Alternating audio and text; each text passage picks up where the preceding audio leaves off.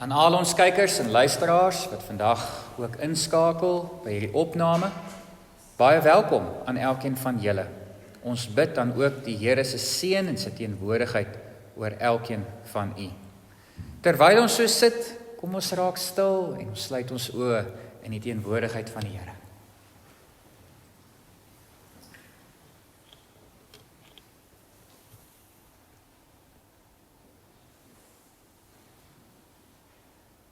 Here,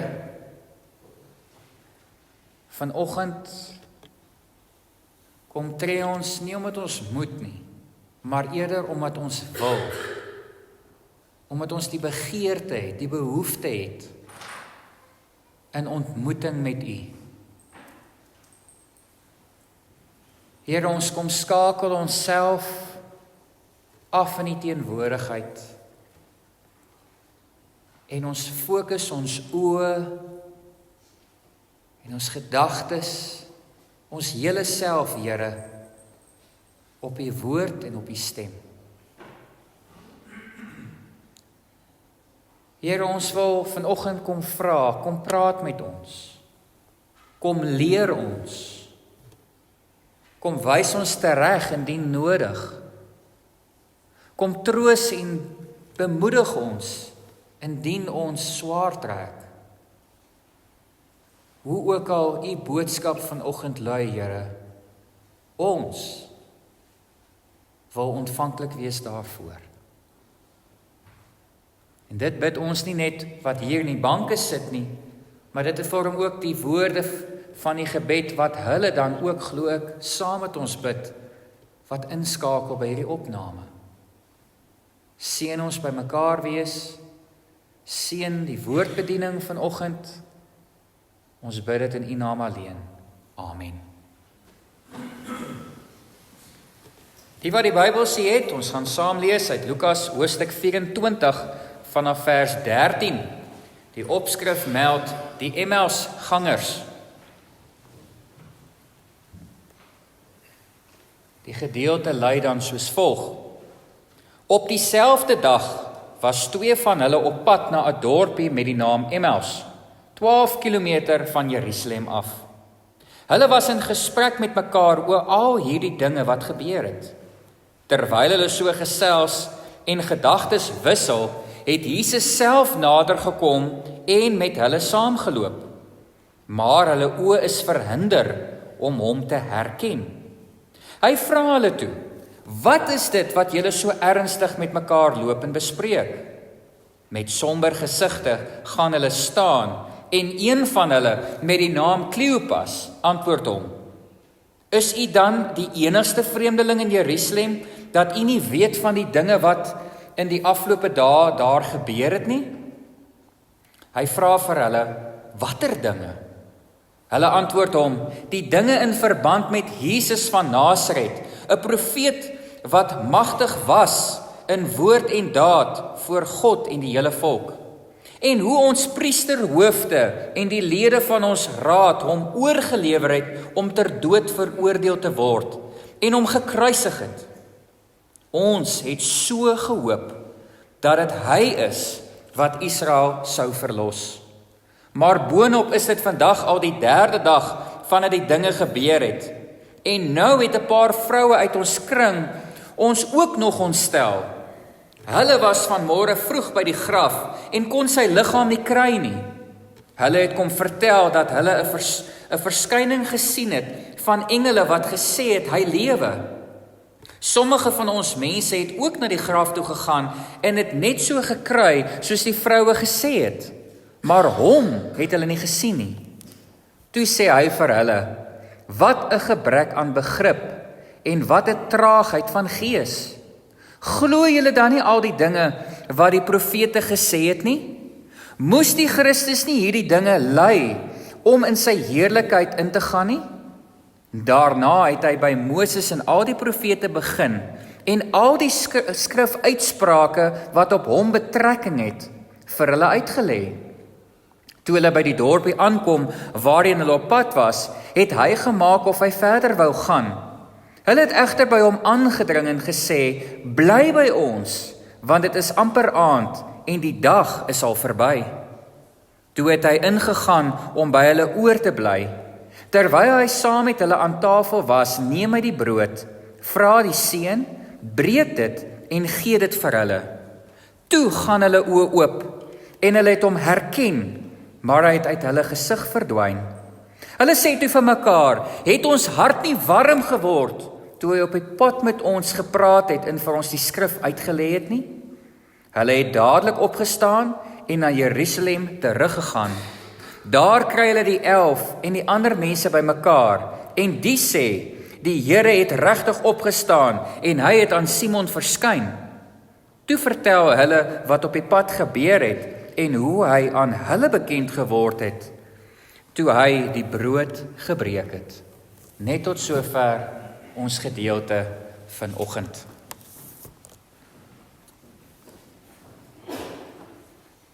Liewe vriende, as dit kom by die pad na Emmaus, vorm dit simbolies of vanuit 'n metaforiese perspektief gesien 'n pad wat vir elkeen van ons maar al te goed bekend is. Dit vorm 'n pad wat vir elkeen van ons maar al te goed bekend is. Ons ken dalk nie geografies die fisiese pad daar ver noord in Israel nie. Maar elkeen van ons wat vandag hier sit, ken so 'n soortgelyke emosionele pad. Daardie pad wat ek en jy soms geforseerd moet loop wanneer dinge nie uitwerk soos wat ons gehoop het nie. Baie maal lei so 'n pad weg vanaf 'n droom af waarna ons gestreef het. Baie maal is dit 'n pad wat ons weglei vanaf 'n ideaal. Weg vanaf opgewondenheid of optimisme. Ons ken daai pad. Baie van ons moes dit definitief al meer as een keer stap. Ons ken die inhoud van daardie pad. Ons weet dat dit 'n swaar pad is wat gekenmerk word aan aspekte soos hartseerheid, mismoedigheid, teleurstelling. En ook verskeie aspekte van emosionele en geestelike donkerte en pyn. Ons kan dit anders te stel vir mekaar vanoggend deur inleidend te sê dat hermeneuties, metafories, simbolies gesien in die jaar 2026 is die pad na Emmaus vir ons nie net 'n fisiese plek nie. Dit dui ook op 'n spesifieke gemoedstoestand. 'n Gemoedstoestand wat ons almal maar al te goed van bewus is.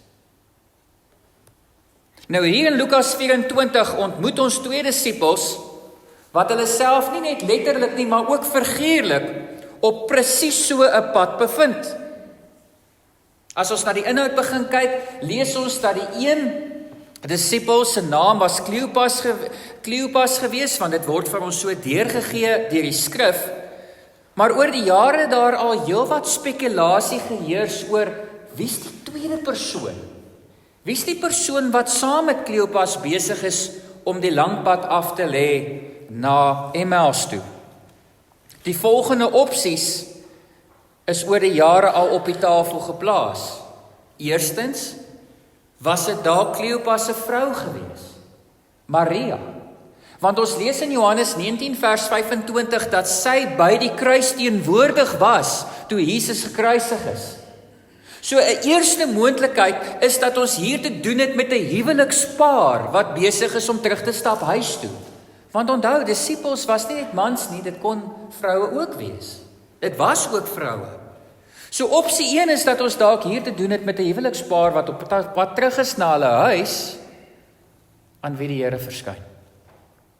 'n Tweede moontlikheid vanuit vroeë kerktradisies is dat dit dalk miskien sy seun, Kleopas se seun, Simeon was.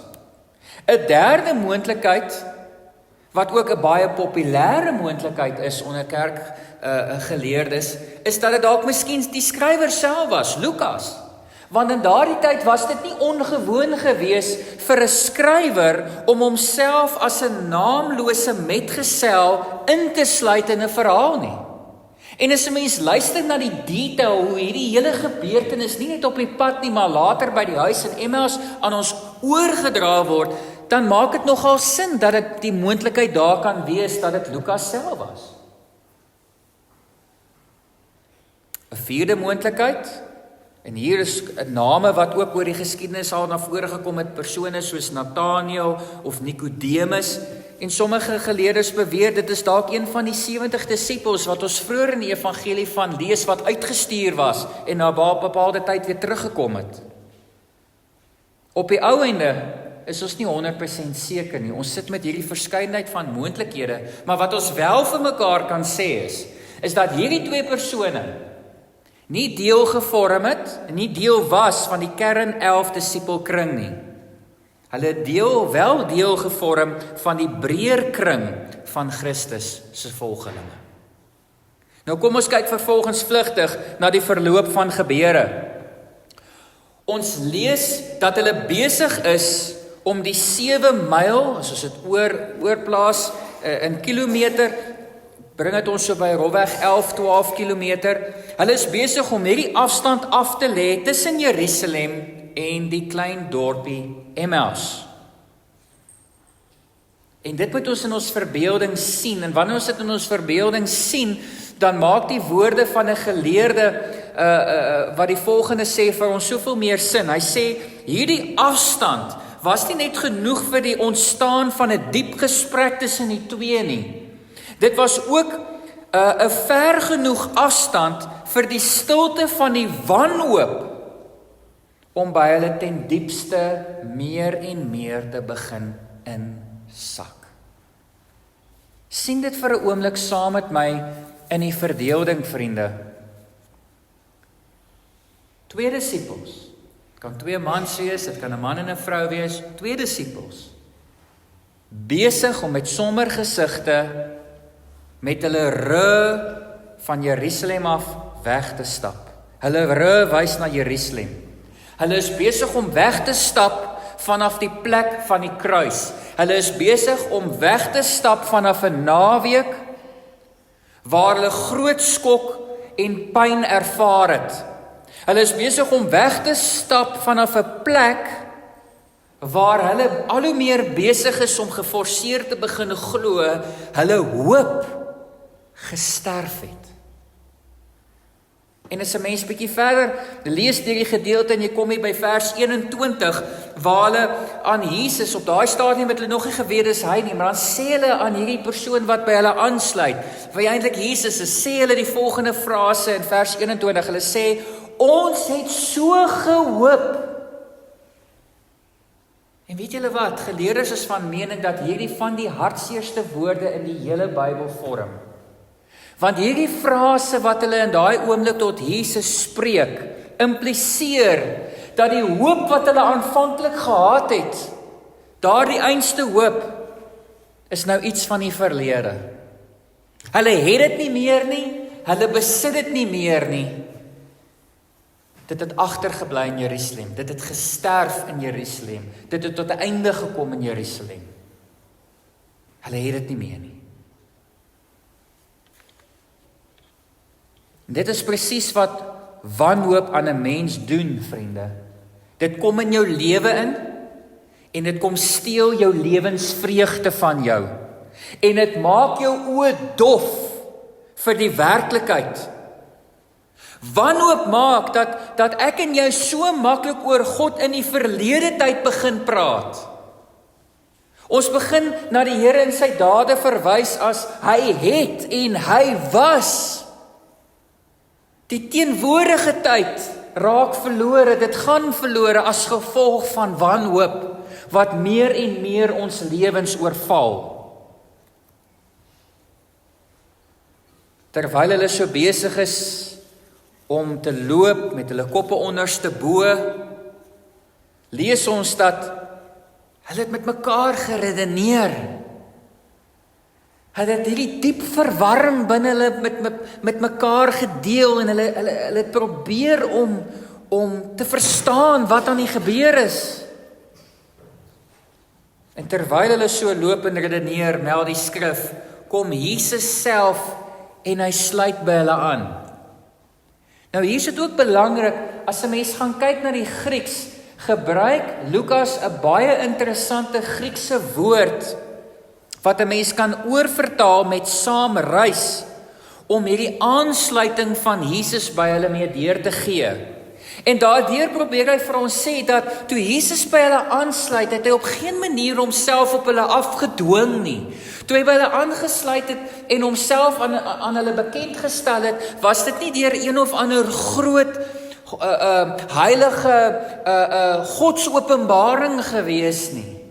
Hy sê nee, terwyl hulle so geloop en praat het met mekaar, het die Here Jesus Christus ongemerk bloot net stil by hulle aangesluit en saam met hulle begin stap, soos 'n medereisiger.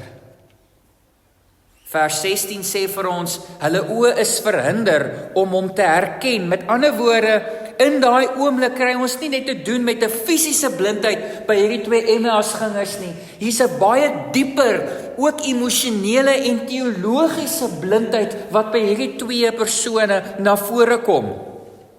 Want jy sien vriende, op daardie oomblik was hulle so vasgevang gewees in hulle eie idee van wat hulle gedink het die Messias moes kom doen het. In hierdie gesprek moes daar definitief die onderwerpe na vore gekom het van, ons het dan nou gedink hy gaan die Romeine kom verdryf en hy gaan 'n nuwe aardse koninkryk kom vestig. Hulle is so vasgevang in hulle eie ideologie van wat hulle dink moes gebeur het, dat hulle in daardie oomblik so blind word, dat hulle die Messias by hulle nie kan raak sien nie. Hulle kyk, maar hulle sien nie. Hulle sien, maar hulle neem nie in nie. En dit is nog 'n simptoom wat wanhoop so maklik by my en jou kan begin bewerkstellig. Wanhoop maak vir my en vir jou baie maal so blind, dat ons die tekens van uitkoms begin miskyk. Die tekens is baie keer rondom ons, maar ons is so vasgevang in wanhoop, dat als kyk ons na die tekens, sien ons nie die uitkoms daarin raak nie. Ons sien nie die tekens raak nie, ons oë gaan maar net so, dwaal maar net so oor dit. Hier is die teken van uitkoms by hulle. Hy stap saam met hulle, maar hulle sien dit nie emosioneel, geestelik of fisies in.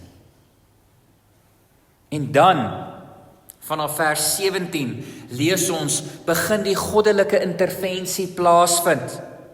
Ons lees, Jesus luister na hulle, en hy vra.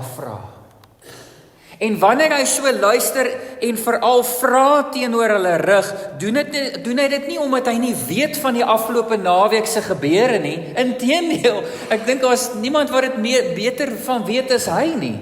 Maar hy vra hierdie vraag, hy rig hierdie vraag tot hulle, sodat hy aan hulle die geleentheid kan gun om hulle harte leeg te maak.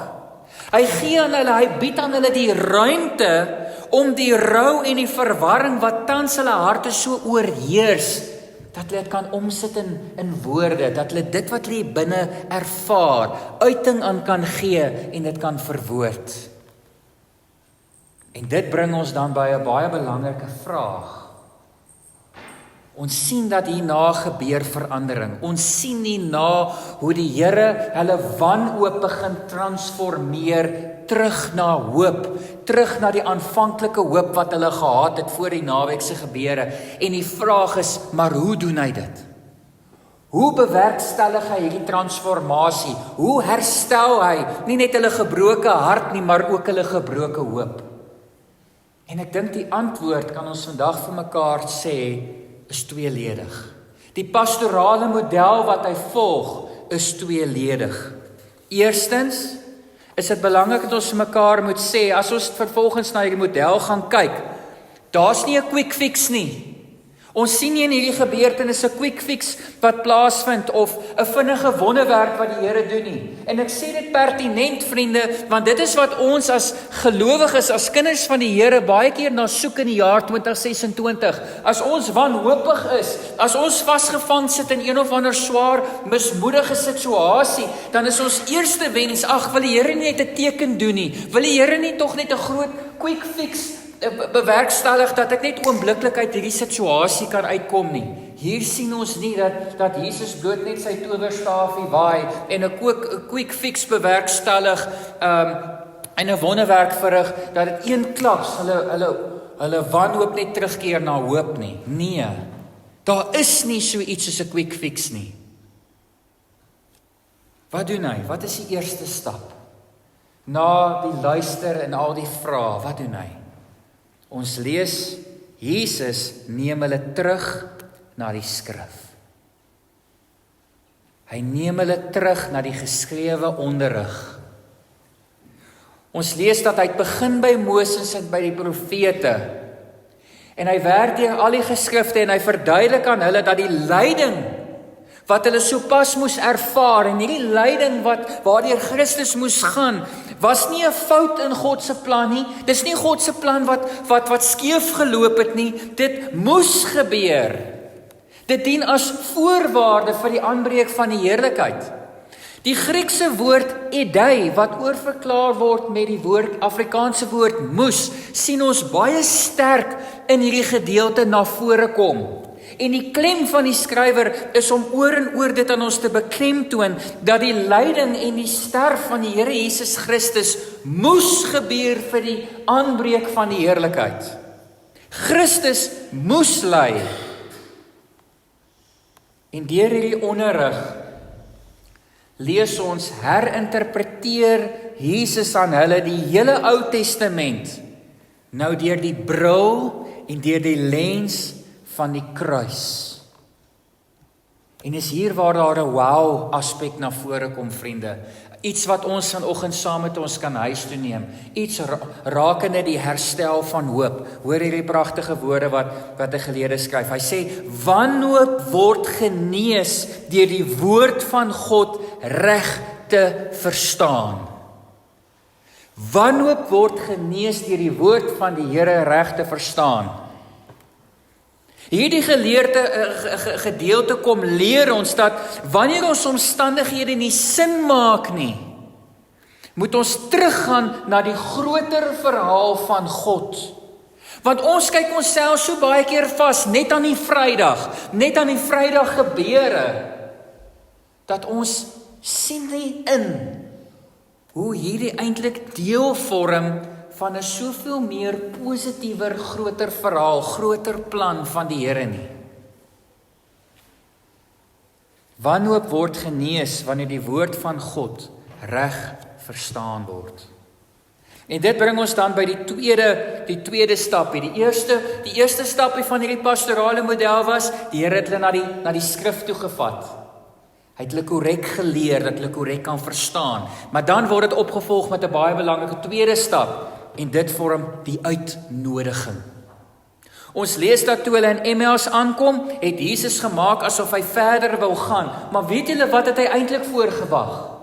Eintlik het die Here Jesus gewag vir die uitnodiging. Eintlik het hy gewag dat daardie 2 Emmaus gangers die woorde teenoor hom spreek, bly by ons, want dit begin donker raak. En is hier waar die draaipunt kom, vriende. En is hierdie punt wat ons moet insien binne die pastorale model. Want wanneer ons Jesus innooi in ons hart, wanneer ons die Here Jesus Christus innooi in ons huis, in ons privaat spasie, is dit dan en daar waar die transformasie waarlik geskied. Waar die wanhoop waarlik getransformeer word, op 'n positiewe wyse verander word in 'n nuwe brandende hoop.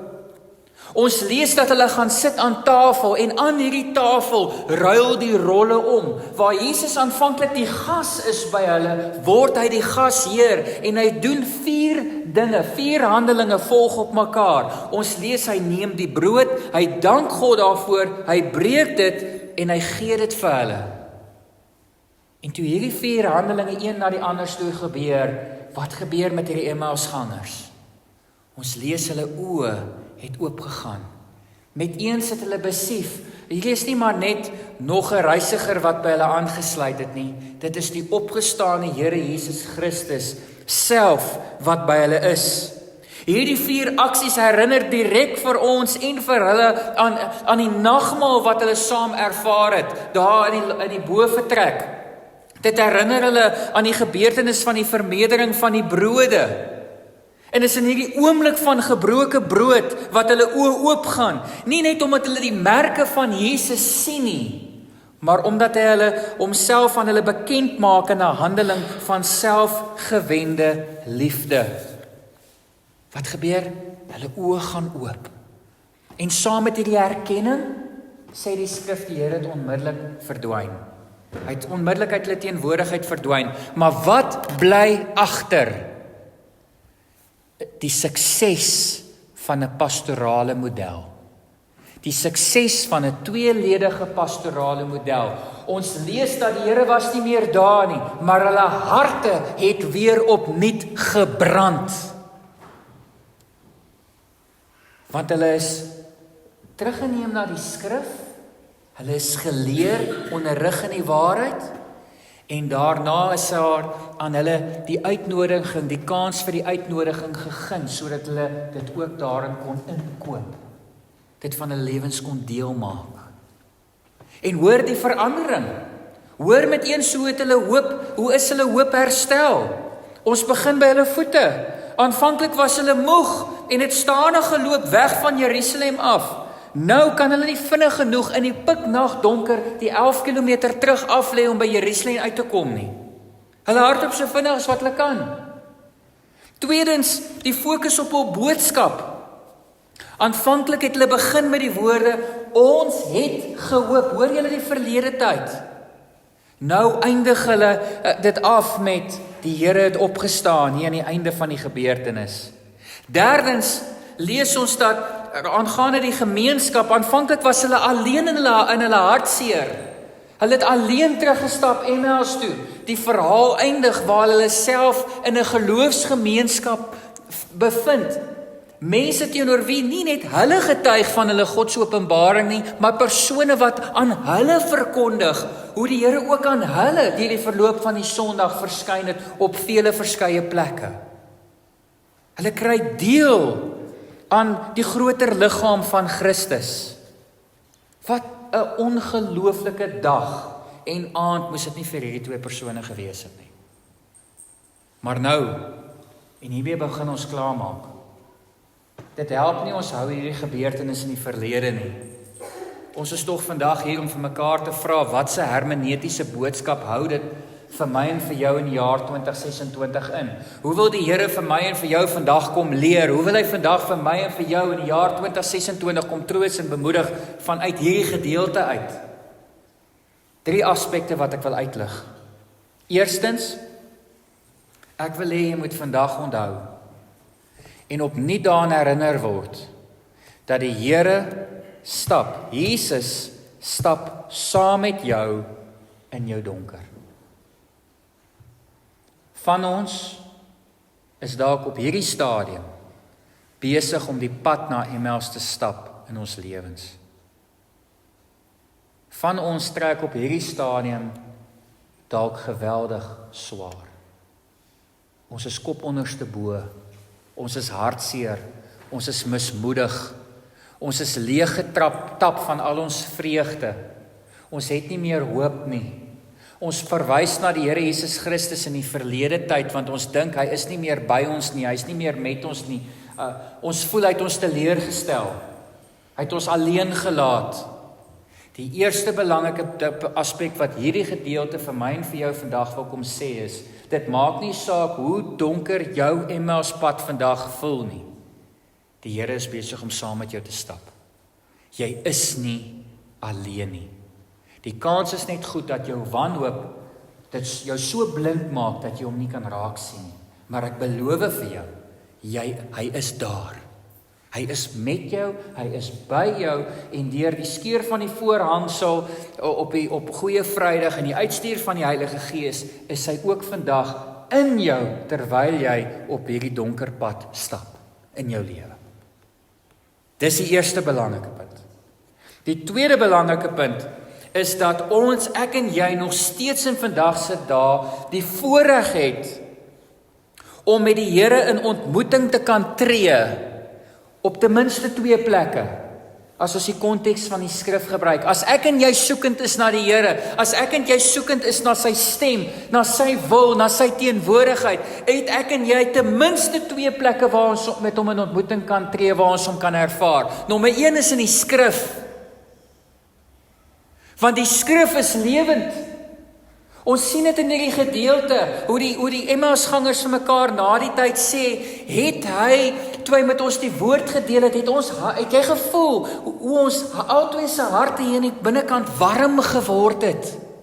Dit was nie Jesus wat hulle harte warm gemaak het nie, dit was nie sy stem wat hulle warm gemaak het nie, dit was die inhoud van die woord wat hulle harte opnuut laat brand het. En as ek en jy daai behoefte het, dat ons harte net weer opnuut warm moet brand, omdat die gebeure rondom ons, die trauma, die uitdagings, ons laat voel asof ons aan die binnekant al hoe kouer raak, en hierdie vlammetjie al hoe meer besig is om dood te gaan, ons dit weer wil warm kry.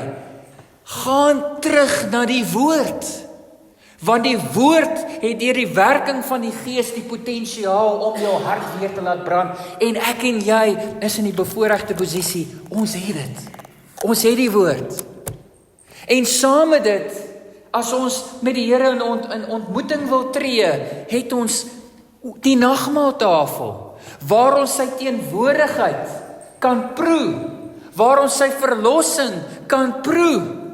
Ons hoef dit nie net te hoor in sy woord nie, maar ons kan dit ook proe met ons mond en deel het daaraan, deur saam met hom aan die tafel te sit. Daarom, maak nie saak wat dalk vanoggend jou aan die binnekant laat koud word het nie, en wat jou dalk wanhoopig gemaak het nie, en wat oor jou dalk miskien na die Here laat verwys in die verlede tyd. Jy het die geleentheid om weer met hom in ontmoeting te kan tree, om daai vuur weer te kan laat brand, deur middel van sy woord en deur middel van die aansit aan die tafel. En derdens, as jou hart brand vir die Here, die grootste gevaar vir 'n individuele Christen met 'n brandende hart, is om daai brandende hart net vir jouself te hou. Ons het almal al vuur gemaak met brikette. As jy daai een koeltjie apart hou, gaan hy dood. Vir hom om warm te bly, moet hy deel word van die ander kole. Die kole hou mekaar warm. En dis wat ons moet doen, wanneer ons, en indien ons brandend vir die Here wil bly.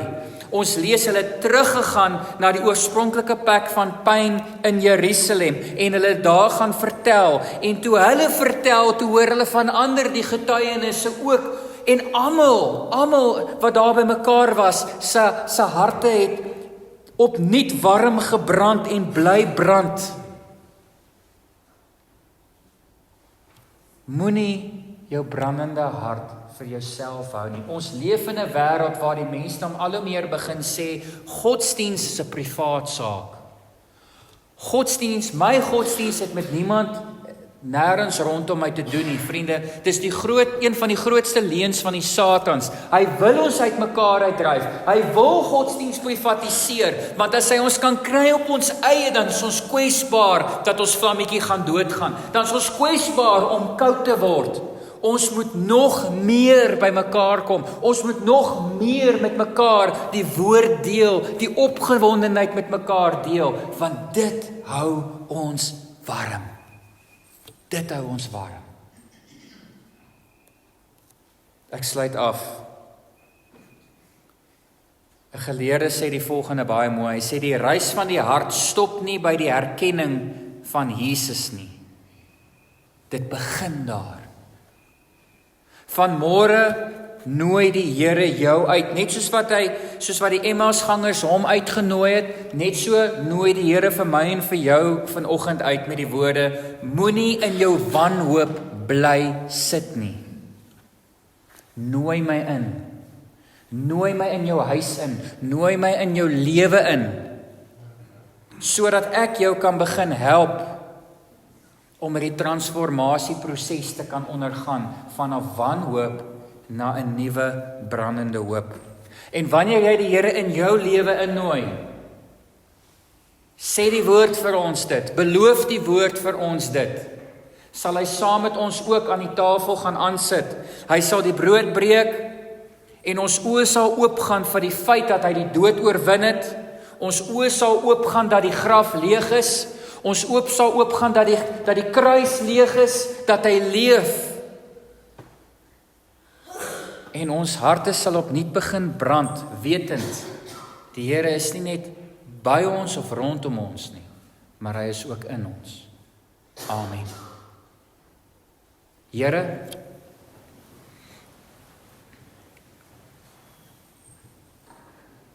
daar waar elkeen van ons vandag onsself op ons eie emosionele pad na Emmaus bevind, waar ons dalk swaar trek en hierdie stapproses met enige en allerlei negatiewe woord kan probeer uitbeeld, is dit wonderlik om te kan hoor, eerstens dat ons nie alleen is nie. Dankie Here dat U vandag dit vir ons weer en so mooi helder en duidelik omstel. U stap saam met ons. Psalm 23, veral in daai diep donker dieptes los U ons nie alleen nie. U stap saam met ons. Dag en nag, Psalm 121, hou U waak oor ons. Selfs in ons oomblikke van ergste kwesbaarheid, beskerm U ons, dra U ons. Ons is nooit alleen nie. Here, dankie dat ons vanoggend kan hoor dat as ek op 'n punt in my lewe kom en ek weet nie meer waarheen om te gaan nie, bied U vir ons 'n tweeledige pastorale model. Ons kan, wanneer ons wanhoopig is en ons dit wil transformeer terug na 'n brandende hart van hoop, kan ons teruggaan na die skrif toe. Ons kan toelaat dat die evangelies weer ons harte opnuut laat brand. Daarmee saam kan ons U uitnooi om saam aan ons etenstafel te kom aansit. Ons kan in ontmoeting met U tree en deur hierdie gebeure net weer herbewus word van U grootheid, die feit dat U opgestaan het en dat U leef. Here, ek bid dat ons gemeente hierdie uitgestrekte hand van U vanoggend sal hoor. Maar dat hulle dit nie net sal hoor nie, maar dat hulle dit ook sal aangryp. Dat hulle U hand sal neem en vir U sal vra, Here, hier in my sware omstandighede op my Emmauspad, Here, kom woon by my, kom by my tuis, want tans raak dit binne in my al hoe meer donker. Mag U, Here, dan ook so elkeen aanraak en transformeer en hulle hoop aan hulle terugbesorg, soos wat U gemaak het met hierdie Emmausgangers. Seën asseblief die week wat voorlê.